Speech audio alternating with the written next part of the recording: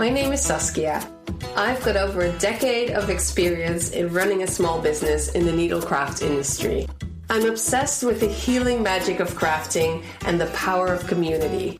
Dreaming big about a world where we rely on value-based businesses, the kindness economy, and where we can fully say, fuck fast fashion. A Smaller Life aims to inspire you to look at your wardrobe differently. Where do you buy? How do you use your clothes? And can you make some of it yourself? We learn from experts in the needlecraft, textile, and creative industry, big names and small, about what it's actually like to run a small business. I'm educated in marketing and photography and learned to do everything else on the job. Selling, pattern and product design, teaching, and running a needlecraft school. As a small business owner, you're in charge of everything. Branding, marketing, selling, promoting, and cleaning the loo. Emotional talks with sellers about wins and woes, product and design, conscious decision making, why we do it, how we do it, and what we need to become the future of fashion without burning the hell out. And I'm determined to lift our scene up for the world to notice so they can step away from fast fashion.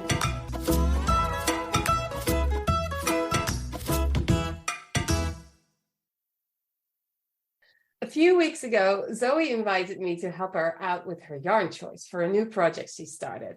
Being the conscious crafter that she is, she wanted to do it right from the get-go. It was a fiery and fast episode for her podcast. Check your threads. Episode 66, if you are interested, I think. And I decided I could use some help myself. So today we are turning the sewing table and I'll be talking to Zoe about my sewing plans and projects and get her expert experience on how to choose the best fabrics for a more sustainable, animal and people-friendly sewing practice. I hope you'll take away some inspiring information from our talk. And while we're on the topic, if you've been inspired and have gotten some value from the podcast, please consider becoming a patron. This allows A Smaller Life to grow and reach a wider audience so that more people can be inspired to look at their wardrobe in a different way and more small businesses can be supported in the good work they do. Practically, it means that I can offer better quality, pay the editor and myself for our work, and make the podcast more accessible for a wider audience by making more comprehensive show notes and transcripts that actually make sense. But now, let's hear from Zoe. Hello, how are you? Hello, I'm good. I'm a little bit cold because Yeah. I have my really chunky sweater behind me, but I'm not wearing it. And also the sun is really shining in my face. So Yeah. I think the sun was listening when I just said that. So she's cold, quick. How are you? Good, cold. I've got many, many layers on. I've got a blanket on my lap and I've got like a kind of electric space heater thing next to my bum. I love the color coordination that you've going on. This is kind of my palette. I see a little bit of a orangey red, mustardy yellow, an emerald green, and then some black and white. What is it? Panther prints. It's a really good look. Oh, thank you. It's just all things. So you're here to talk to me about how I can start my sewing practice off from the get-go on the right foot and make some more sustainable choices when I go shop for or maybe not shop at all for fabrics. So should I just tell you where I'm at in my sewing journey, first of all? Yeah. Okay. I have sewn garments or altered garments for as long as I can remember. Maybe a little bit after, for as long as but I think at least from 6 years old or something, I've been playing with needle and thread. And then when I wanted to go to art school, I wanted to become a fashion designer. And I would have like photo sessions, like fashion photo shoots of me wearing the most particular outfits. I had no training except for my granny that helped me with some basic stitches and stuff. My mom had a sewing machine. I would basically battle the sewing machine a lot. And I only recently learned why I was always so frustrated, because I would get these nests of yarn on the bottom of my fabric, because apparently you have to always put the needle up when you take out your fabric. Well, there's a lot obviously, but all the way up. Good. Yes. Sorry. Yeah. So yeah, there's that. And then I did a bit of sewing here and there, but never really got taught well how to do it. And then I think it's now almost, I think about 15 years ago that I did a basic course with a lovely lady that is actually now again my teacher. And from there on, I was so focused on knitting and my business that I never really got into it. But as I've set myself the goal to make my whole wardrobe or curate or collect like my whole wardrobe, the dream is to have a wardrobe that's consciously put together in any shape or form. And because my shape and form is quite luscious, I'm a big lady, I have the opportunity to use sewing as a tool to get closer to what I love and what I want. So that's where I'm now taking lessons with Caroline Vogel, who's in Rotterdam. If you're in Rotterdam, you can check her out. She's lovely. She's very experienced and especially fun to have as a teacher. But I also have you as my friend and expert.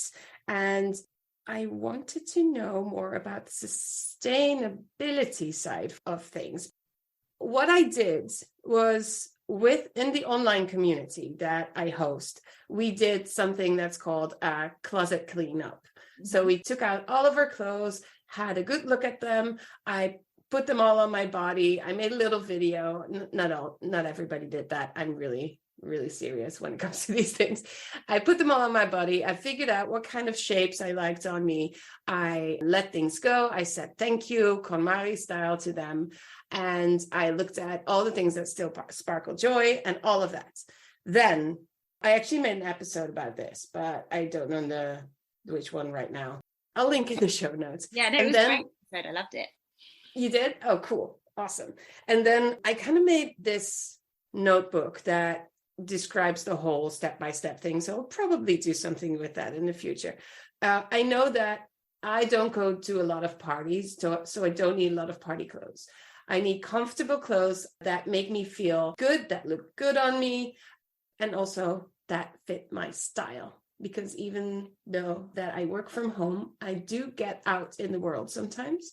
And I really like to kind of show people that you can look really good and fun and make the right decisions. So first of all, next on my list for things to make are stretchy things like t-shirts and leggings and the basics. And that's where I have my first quote unquote issue, because stretch is not necessarily very sustainable, is it?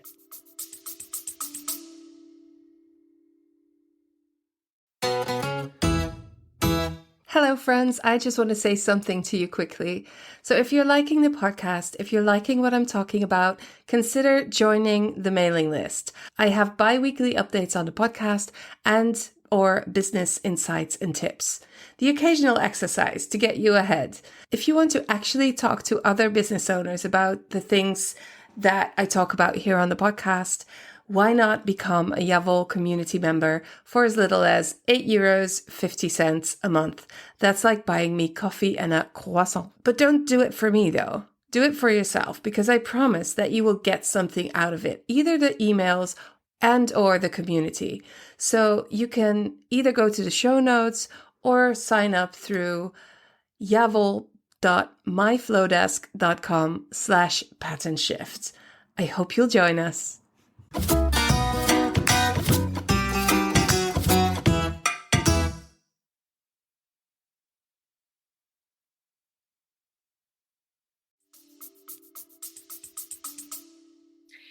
Alrighty, so the first thing that I was thinking of talking about when you invited me onto your podcast is basically what I consider to be the blueprint, which is pretty much, I think that's basically what you have landed on yourself. Like what you were saying is basically what I was saying. So when you start sewing, when you start anything, there's going to be mistakes. Not everything that you make is going to be great. It is going to be a complete success. You're going to get loads of use for it.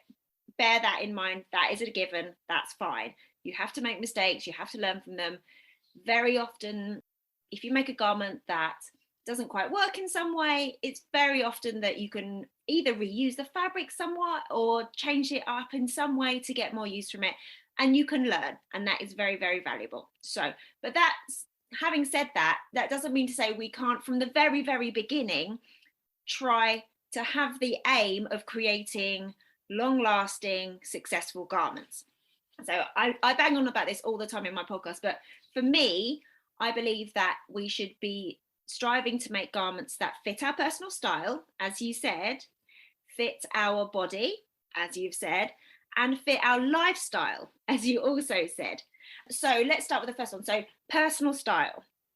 I think we need to as well accept that what you make today and you're in love with today, or you find on the, shop or online or something that you love right now, you're probably not going to feel just as passionately about it in 5 years' time. That is a given. People change, you change, tastes change, society changes, trends change, all of the above. So I think that we should definitely strive to make things that last a good amount of time, and are going to get a lot of use. I think it's better to make something that you wear a ton for 3 years than something that you might have in your wardrobe for 15 years, but you wore maybe 5 times. Like, that's not a good use of your time, the resources that went into that fabric, the energy, and all of the above. So having accepted that tastes do change, we can still really strive to make things that really do fit with our personal style. And as we were discussing the last time that we spoke, if you're already a knitter, you're already used to making decisions that are kind of connected to your personal style. So you already probably, if you are a knitter or a crocheter, have a good idea, for example, what color palettes you enjoy, what sleeve lengths, the amount of volume you like in a garment, the amount of ease. So that you're used to making those kind of decisions. So you can transfer some of that knowledge to your sewing things. Obviously, we're talking about different types of garments. So you might never have had to really consider what collar shape you prefer, or, something like that, or what kind of leg length you do like. There's other things as well. But there is so many ways that you can kind of fast track your knowledge about what you really can, to drill down really to what your personal style is. So I personally really enjoy using Pinterest. And also I'm quite a heavy Instagram user, so I'm often saving things that I really enjoy. So if you can't really name quite what exact type of things you like, if you just collate over a period of time things that really you love and really kind of click with you, when you go back and you look at them as a whole, you can really start to pick out aspects like, seems to be that I'm really into like cowl necks, or I'm really into full sleeves, or whatever it could be, or I'm clearly really into purple. You can start to see those trends come through, so you don't have to be able to specify right now what it is. But also, you've got a wardrobe of clothes, many of which you love. Like, see what you enjoy the most wearing. Just take a little snapshot of yourself every morning or something, see what you reach for again and again. There's so many different ways you can do it. So that's personal style. So your lifestyle.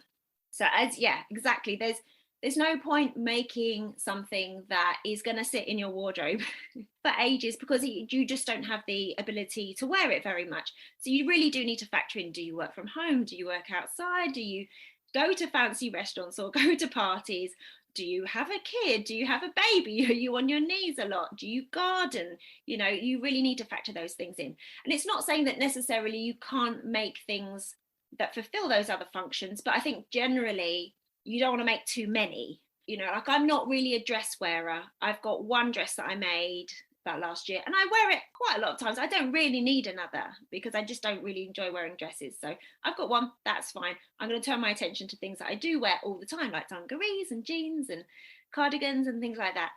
But also, if there are elements that you really love in a design or in a pattern or something you've seen in the shop or something, there's often ways you can translate it so that you can wear it more often as well. So for example, you've seen puff sleeves are really in at the moment. So say you've seen a blouse and it's got this big beautiful puff sleeve and you love that, but like you work from home, or you do childcare, you could make a sweatshirt with a similar silhouette. There's lots of ways that you can translate those things that you enjoy into a fabric or a style or an overall garment that is more in keeping with your life. Similarly the other way around, like you might see something amazing, like some cute detail on a really casual garment, but you work in an office? Is there a way that you can translate that into something that's more formal, more appropriate for your office job, you know? So there's that. And then what was the last one? Your body. Now, this I think is really the one that is the biggest learning curve. You're gonna have to do the work with this one a bit. So in terms of your body, I think disregard sizing in terms of shop bought sizing. Completely disregard that. Start to think of yourself purely as a collection of measurements, you know? So you might be like, oh, I'm always a size 14 in that shop. Like, that doesn't mean to say you're going to be a size 14 in a sewing pattern. You know, you have to let that go. And that's something that people fall down on all the time because they just didn't bother to measure themselves.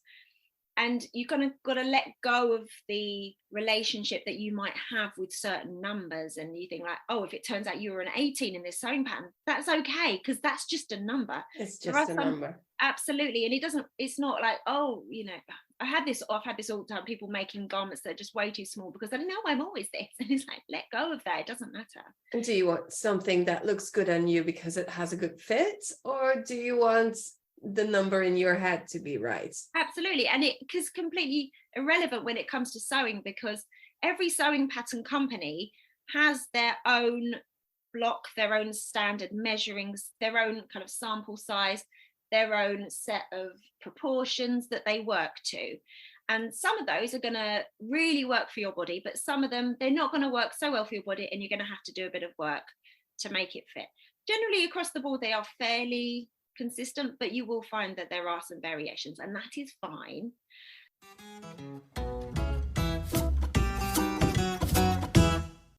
Hi there, it's just me. I hope you are enjoying the interview. I just wanted to talk to you directly for a second. I've been recording the podcast for 2 years now, and I hope I've been giving you lots of value and some inspiration. If you are ready to give back, I have a few ways you can do that. You can go to www.ja-vol.com and subscribe to my newsletter. You can become an active member of our Ja-Vol online community and work at your sustainable wardrobe, or get mentoring for your small business in our BBBBC program. And if you want to support more anonymously in the background, you can do that by becoming a patron of the show for the value of 1 cup of coffee each month. It's just a small thank you, and it makes it possible for me to continue to talk to interesting people and share their secrets with you. Go to www.ja-vol.com and find everything you need there. Thanks! So beyond that, so always measure yourself before you start any project, because unless you're making something incredibly stretchy, you don't have the amount of give that you might be used to having if you are a knitter. Yeah. So, and also we fluctuate as well, you know, so what you are one week might be different. So always measure yourself before you start a project. You want to do your full bust, your high waist, which is at your natural waist, and your kind of full hip, which is kind of the widest part around your bum hip area. They are just your basics. There are a million other measurements you can take, obviously, like the length of your torso, the length of your arm, your high bust. There's loads and loads of others, but those 3 basic ones are a really good starting point to at least figure out what size or sizes you need to start with. Yeah, so it's so common for people to find that they're in a number of sizes. I certainly am. I'm always a size bigger on my waist and hips than I am on my bust. Yeah, same. So normal, so normal. So that's really good to know. So as a beginner, if I can just quickly grab onto this one. Please do. I know that the same as you, I'm a size smaller on top than I'm on the bottom. So as a beginner, talking about that journey where you learn as you do you think it's wise to already start learning to change patterns to fit your particular size, or to just go with the bigger size? No, absolutely. Start to make those changes from the beginning. They're not difficult. They're really not difficult. It's very doable. Yeah, you don't need to really go into this, but it's just really a good thing to know. Because it won't fit you up here. Right. Always if anything, start with the smaller size, because this around your shoulders, around your torso, around, this upper bit is very hard to fit and alter. If it's too big, then changing a pattern just to blend out into the next size. So you always want to start with what's fitting you around the top, and then you can blend out into the larger size. Or the other way, some people are the other way, they've got very narrow hips or no waist. So but always get it fitting up here, fitting up here, because it's always easier to go in or out, correct things going on down below. That makes sense. Yes So if you end up with like a gaping neckline and stuff, you're just not going to want to wear it. It's going to feel wrong, and so you're never going to reach for it. So yeah, it's great. And the more that you learn about your body and the things that you need to do for your specific body, I think we discussed this before, I think, didn't we, like via WhatsApp, like there are hundreds of different alterations you can make that you may need to make. Yeah. And once you learn the few that apply to you, you get so quick at them, so good at them, you can apply them to any single cool pattern that you see, and you can make it work for yourself. I haven't thought of it that way. That's super helpful. And so this is talking about the shape that you are and getting to know your body and letting go of sizes and just focusing on the numbers, which is not a number, is not a judgment. No. And I think something you could do even to kind of flip the script on that. Yeah. Most garment companies have a size chart that is in both metric and imperial. Oh, yes. Something that you could, like, I generally work, when I'm taking my body measurements, I've got so used to doing it in imperial, but you could swap it. Like if you're so hung up on certain sizes in whatever your preferred measurement is, start using the other one, because it means nothing to you then. It literally is just a number. Yeah, that's a great idea. Yeah. Personally, I never had issues with that. I always feel much better if I have a garment that fits well. Absolutely. And I don't look at the size. But I know a lot of women or female identifying people that I know do really have that issue. Yeah. But at the same time, this whole journey could prove to be very supportive in the way that you look at yourself and finding ways to really look at your best features, the things that you feel really proud of, and bring them to the stage. Absolutely. So for example, because I, like yourself, as we were saying, I've always been a little bit smaller on top than I have been below. So I've always found semi-fitted things to like really cling to my tummy. Yes. In a way that I've really felt self-conscious about it. I mean, I'm not a big person, but I've always felt self-conscious of my tummy. I've naturally got a little round tummy, and I've had it even when I was at my absolute thinnest in my 20s. It's just your body. Just my body. And I always hated it. And I hated on my belly for years because it was always kind of showing, because what fitted up here was too clingy here. And now I can do that really simple alteration of blending between the sizes. It's not creating this tightness and this focus on my tummy. So I don't think about it, because things aren't cutting in. It's not on display in the same way. So it's freed up a lot of brain space like that. Yeah. And then I also use a lot of Pinterest, and also really helps to look at, if I look at different shapes or styles, I always have to add plus size, because it just looks different on a plus size body. And not all plus size bodies are the same bodies, or fat bodies. I'd like to say fat myself. But I do have a lot of inspiration from my sewing teacher, who is a lot thinner than I am, or a lot smaller, or whatever you want to call it. But she has the same kind of shape, like the proportions are same-ish. Yeah. So, and she's an expert sewer. So I can look at her and see how certain garments look so good on her, things that I would never have thought to make myself. So now I've made some flared pants, and I always thought that, like, these rules and restrictions that we keep telling each other, like you should have elongated lines because that looks better, or never wear stripes across your chest because that makes your chest look bigger. And then there's somebody that says that's not true. Or you can't wear yellow because nobody can wear yellow. And all of these rules you can put to the side if you try them out. Yeah. And then you can say, yes, they were right. I don't feel good in bright yellow. Or actually, these flare jeans make me look very Morticia-like. I love it. Yeah, absolutely. Yeah. And something you can do as well, if you're not sure about whether or not something's going to suit you, Try I something love similar that. in a Suit you shop. is much better way of putting it. Sorry for No problem. because Yeah. people talk about flattering. I don't like that word that No, much.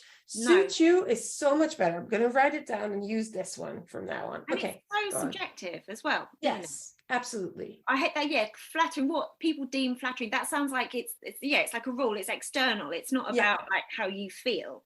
Yeah. exactly. One thing about that is because I mean it does take a lot of time and energy and resources to make a garment, but a way that you can see if something is going to suit you is to try something similar in a shop. Like I don't do this very much. I probably should do this more. But say there's like a new kind of neckline that's come out or a collar, and you're like, I don't know if that's going to suit me. Like, try something on, like, see before you invest all that time and energy and fabric into it. But yeah, so I'm just going to wrap up the point that I was making about fit. Garments you make that are going to be more of a teaching exercise than a successful garment, but you will learn so much more about your body going forward. So making a toile, that is something that can really help, although it from the outside it seems like an unsustainable thing. Like, why are you making like a test garment? Isn't that a waste of fabric? But I really don't believe it is, because generally you're going to be making a toile out of like you can often use fabrics that are from a charity shop or bed linen that you've got around the house that's got holes in or something. You can often reuse something. But ultimately, I think if it's going to be saving precious fabric by figuring out any fit issues in advance, I do think that's a better way to go, because then it's going to be a better experience for you as well. If you've got a garment that fits you well from the beginning because you bothered to make the toile, aka muslin, it doesn't have to be the full bells and whistles. It doesn't have to be the complete garment. It can just be like the significant parts. You don't have to do the pockets on the trousers, for example, or if you're testing the bodice of a dress, you don't have to add the sleeves unless that's something you want to test as well. So you can pare things back and make it a quicker thing. Yeah. I've made 2 toiles so far, both for trousers, and one is now, it's made from a duvet cover and is now my pajama pants. Fantastic. I love them. They have a lot of space around the tummy, so if I wanted to make them into an actual go outside pair, I'd have to do some work around the tummy.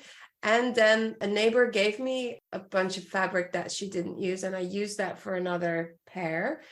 I thought I was going to make it an inside pair, but it's actually pretty cool. So I've worn it outside, and I think I felt like that. I felt like it was so silly to like double the things while you're trying to actually make less. But it does make sense, and it does connect to a question that I have. If you'd spent loads of money on some beautiful organic cotton, whatever, and the right pair straight away, that would be a waste. Yes. Wouldn't it? If you mess it up, yes. Yeah. There's a lot of pressure to do it right on the first. And not every garment can be turned into pajamas, like if you're making a coat or whatever, you need to write that off as like that. Yeah, I see that. Once you find the specific alterations, if you've got like square shoulders, sloping shoulders, forward slanting shoulders, if you've got like super long arms, or if you've got like a full bicep, there's so many different adjustments you can do, like short torso, long torso, full tummy adjustment, flat seat adjustment, full seat adjustment, knock knee adjustment, Okay, it's getting hot now. I know, and you don't have to address them all, and not all are relevant for the particular garment that you're making, but just be aware, just kind of learn about these things. If there's so much help and advice online, you might find that you only have a couple of these things, but even if you do going forward make a couple of adjustments to the things that you make, the fit will be vastly improved. You'll feel so much better in it, and it will look better. Yeah. Oh, it's amazing. Great tips. But what if going into a little bit more of the more sustainable way of doing? But I have one question that really links to what you just said. So I'm not the type to have a capsule wardrobe. I would love to. I love the idea, less stuff, buy better garments that last longer, or make better garments, but not a lot. I don't need a lot, but I just need the variation. So I'm kind of struggling. My idea was, what if I could just have a good pair of pants, a good blouse, a good dress, and then just do variations on them? That feels like it's a really solid way to go. But I can also see in the sewing world that there's trends and lots of different things coming up. Do you have any ideas around that? Should I just work on this basic pattern set that is made to measure for me, and then I change up the materials and maybe do a different neckline and stuff? Is that a smart way of doing things? Only if you ever always want to wear the same like woven top or the same Right. particular kind of fit of trouser. Like I think that if you literally do, like that's great, that's a good way to go, but I feel that would be quite restrictive. Like why Yeah. would you restrict yourself in that way? I feel it'd be better, I don't know why I asked, because I don't think I've ever knit the same sweater yeah. twice. Yeah. So it's, if you know those few little adjustments that you need, you know how to get a pretty good fit of any pattern, then you are free to literally, the world is your Yeah. oyster. Everything, you know, everything is an option. If you're like, oh, you know, because you might, you know, okay, I've got this well-fitting trouser block, great. But if you see something super cool, and that's like going to be, it's going to as well, like pattern cutting and pattern drafting and pattern alteration is kind of an art, and it takes a lot of kind of study to get really good at it and to be very successful at it quickly. Otherwise, there's a lot of making toiles, going back to your pattern, making another toile, going back to your pattern, making it. That's what fashion designers do. That's what fashion houses do. They make these alterations and they do it, you know, professionally. And you can do that. I mean, please do, like, mess with your patterns all you want, but know that that's not really that quick if you do want to make a version that you of something you've seen, and you have to go back to your basic block that is actually really different to the thing. I think when I hear you talk about it, it's not all that different from knitting, because when I do, I you kind of fall in love with a pattern that you see somewhere. You decide you want to make that pattern. If you are not fully equipped as a designer yet, or don't want to put in the effort like myself, I just want to follow like a set of rules that ends up looking like something that is on the picture. But as I start doing it, I'm like, I am thinking I actually like a 3/4 sleeve length, and that's pretty easy to adjust. And I guess you can do that in a sewing pattern as well. Like some things are pretty easy to adjust, and then by doing multiple different patterns along a period of time, that's when you learn more and more and more and get to, it makes a lot of sense now. It's so interesting though, isn't it, that it's really helpful for you to kind of sketch that blueprint, that outline, because I already know a lot of this. Absolutely. But I didn't know I knew it.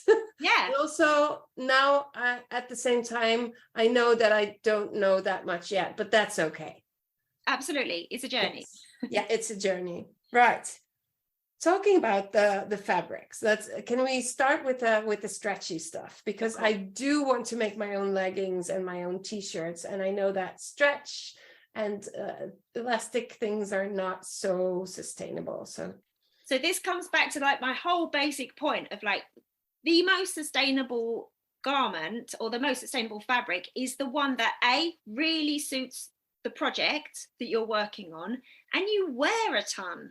Like if you make a garment that is, yes, it's organic cotton, it was grown here, it was hand dyed, it was this and that, but it's not suitable for your pattern, that's a dud. That's a waste of every single resource. Or you don't like it, you don't like the feel of it, or it's unsuitable for your climate or what have you, then that's a dud. You know, making something that doesn't get worn is not sustainable.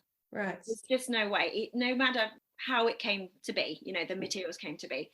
Making something out of a fabric, yeah, obviously some things are more sustainable than others. Yeah, stretch fabric has got elastane / lycra / spandex in it, which it will release microplastics when it's washed, and ultimately when it ends up degrading, it won't biodegrade in the same way that cotton or linen or wool would.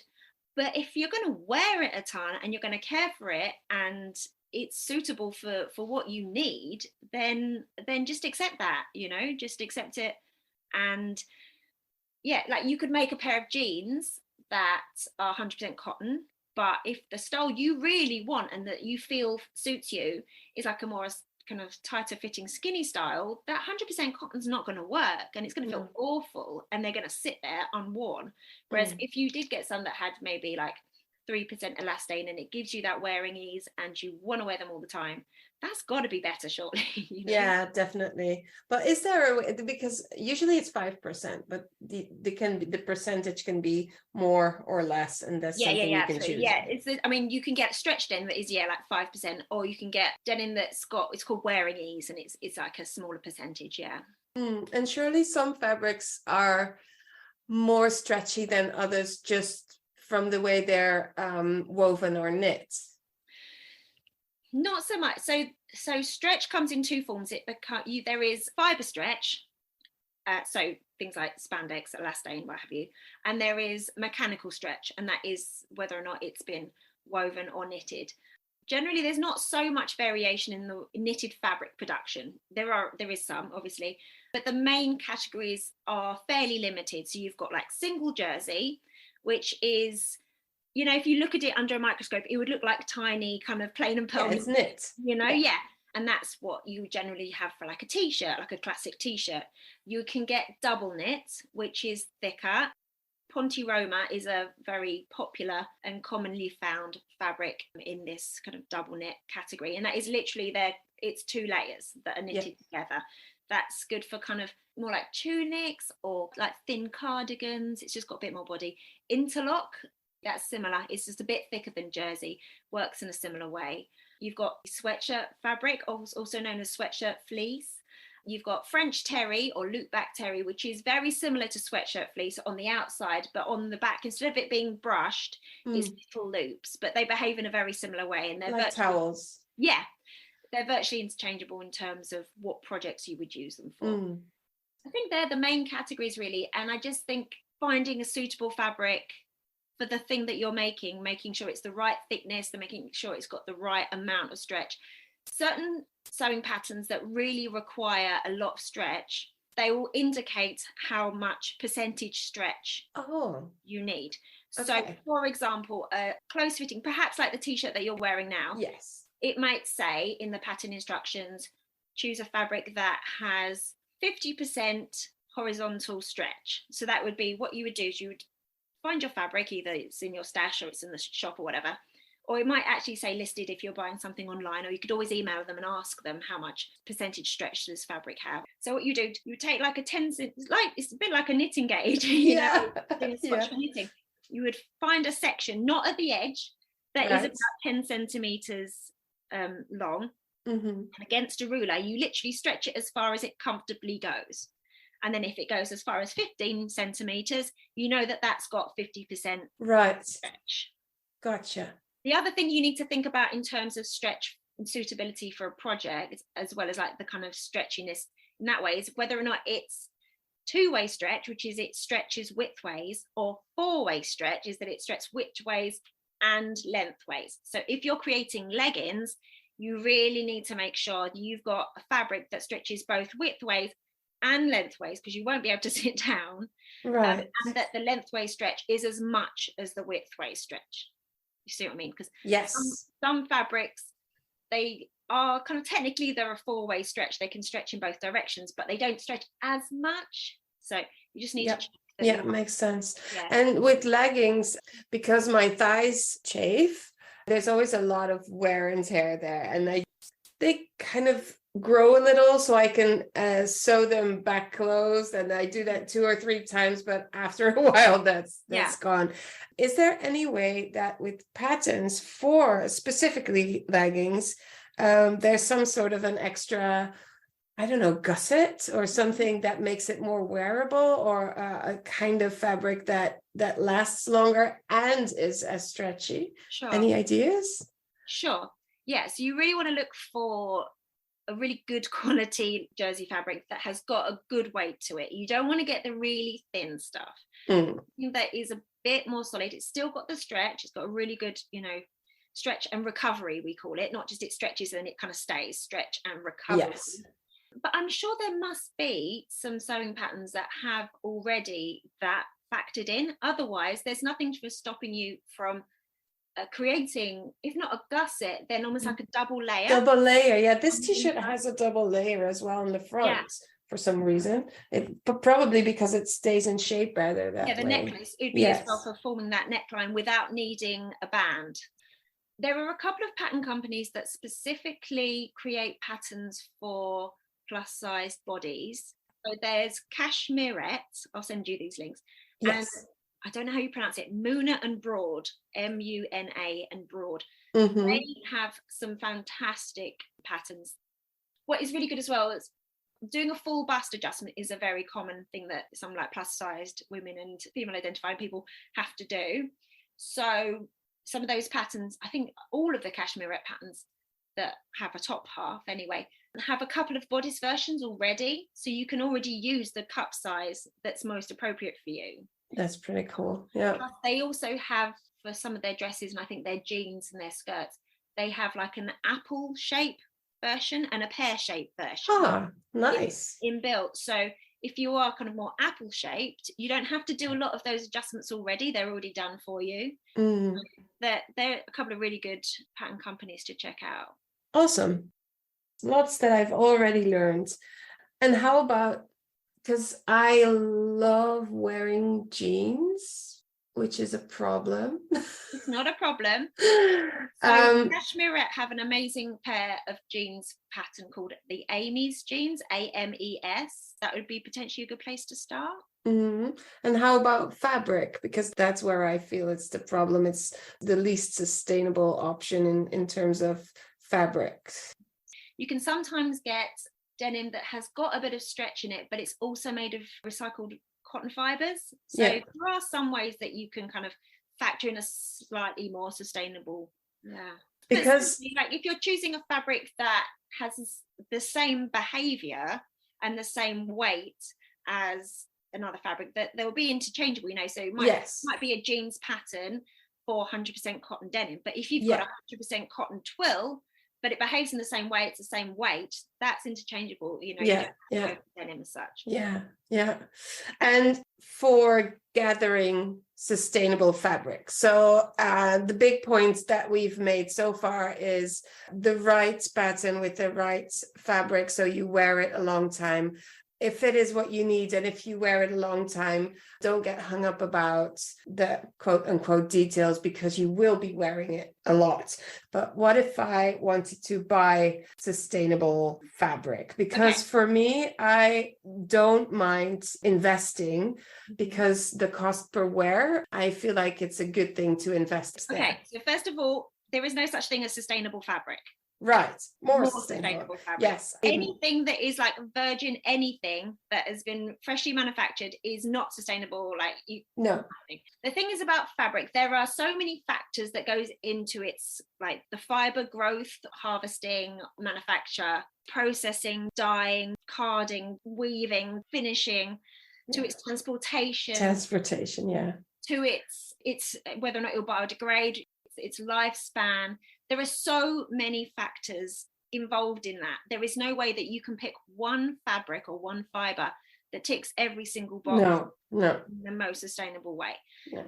So you kind of, beyond finding something that is suitable for your pattern or your project and that you want to wear, beyond that, I think you kind of have to choose what's most important to you, So personally, for me, I avoid polyester, I avoid acrylic, I avoid man-made fibers, because for me, knowing that they will not biodegrade, knowing that every time I wash them, they'll be releasing microplastics into the water system. For me, that is something that I really dislike. So for me, I have in the past, but now, apart from if I'm buying something with a bit of stretching for wearing ease, I try to avoid that. That was my choice. There are some ways that you can make sure that you're ticking more of those boxes. For example, if you can find GOTS certified, so GOTS certification is a way of making sure you are ticking a lot of boxes. Like, it definitely will be organic. Like, it has to jump, the manufacturers have to jump through so many hoops to prove that it is organic. It's not been contaminated with anything else. Also, what I really like about the GOT certification is it actually factors in a lot of the kind of human aspects as well. So it will guarantee that the workers are working in a kind of safe environment, and I think even be that they have to be paid a certain amount. I can't remember, you can check the details on the website, but it's got that kind of human element as well, so we know that it's kind of fair trade in that sense. There's also, they have to prove that there is no chemical runoff into local waterways, so all the water has to be properly processed before it can leave the facility, which I think is really good.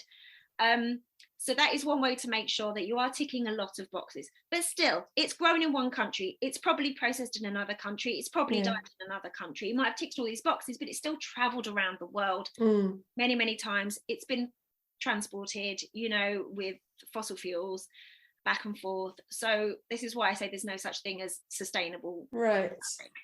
Yes. And swapping and secondhand is also a way of finding it, I guess, as the same way as with yarn. Absolutely. Yeah. I mean, what the most sustainable thing is thing that already exists. Yes. If you're new to sewing, you probably don't have your own fabric stash yet, but there's a lot of people out there that do. So one way of finding fabric that you can feel a bit better about is by shopping destash sales. So either online on Instagram or eBay or Etsy. If you type in like the kind of fabric you're looking for and destash, you might find something coming up like that. We have a marketplace in our community as well. That's fantastic. I love that. Some places, some like actual locations do have like sewing groups, or there's some bigger businesses and charities and stuff that also kind of rescue fabric from landfill. Like there's Fab Scrap in Philadelphia and in New York, for example, in the US. I know that there's one in New Zealand. The frustrating thing with that, though, obviously, is you can't think, I want 3 meters of that. Like, it's been cut. You can say, I really want I need like 10 balls of that. Oh, she's only got 8 or something. Yes, that's true. But you can, I think what I tend to do, I don't have a huge fabric stash. I have some. I look at my stash first. And next thing I do is I have an online small business that specializes in organic, more sustainable type of fabric. So I look there first. And I've taught myself to choose from what's offered in a certain container, so that I now never look at the picture and go, I want exactly that, because that is very hard to get to when you want to tick the boxes. So I try to choose from what's offered within my kind of value system. And with these pants that I'm wearing, the black corduroy flare pants, it wasn't a sustainable fabric. I got it from my teacher, but I'm going to get a lot of wear out of this. And now I feel a lot better about it, because there was not a better choice for me at that moment, and even beyond the moment. So thanks a lot for clearing that up. And also thanks a lot for having so many wonderful tips. I think we've gone through most of the questions I have at the moment, at like halfway on my sewing journey, my more sustainable and more conscious sewing journey. So thank you so much. If at any time I want more information, I know where you are. You can become a returning guest. I'll be in my lounge. Yes.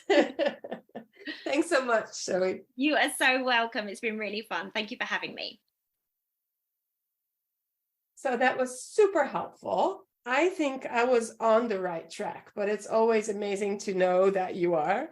When you listen to this and you have some questions, you can do different things. You can go to the show notes to www.ja-wol.com. And there on the right-hand side of the show notes, you'll see a button you can click and you can leave a voice message. This is so much easier than writing an email, but you can also write an email at info@ja-wol.com and just ask me or Zoe a question. I'll move them forward to Zoe, and who knows, we'll do another episode or a Q&A. Just keep the conversation going and we'll help you figure things out. Don't forget to listen to Zoe's podcast, Check Your Threads, and find the information on checkyourthread.com. She's also on Instagram, and she's very experienced, fun, and just a lovely, inspiring person. So go and check out her work as well. Thanks a lot for listening to this episode, and I hope it was helpful for you. Bye.